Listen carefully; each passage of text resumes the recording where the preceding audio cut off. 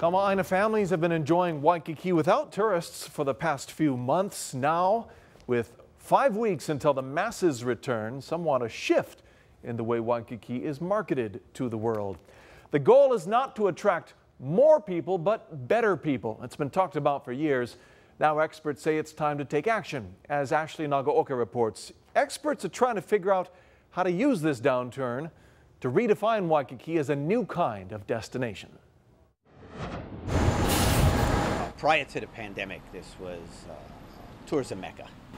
I mean, last year we had a record number of tourists, over 10 million. You could get a job every day.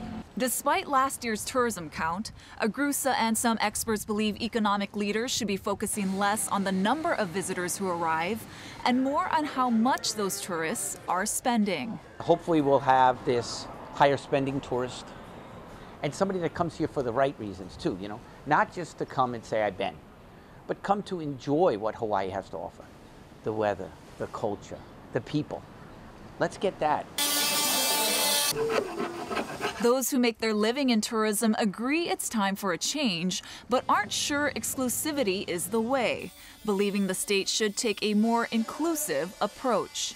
We try to be welcoming to all, and different people are going to have different economics going on with them, what amount of money they've saved in order to travel, and I don't think anyone should be left out because of economics. In a recent press conference, the city addressed this idea of how to reassess the visitor industry, calling it regenerative tourism.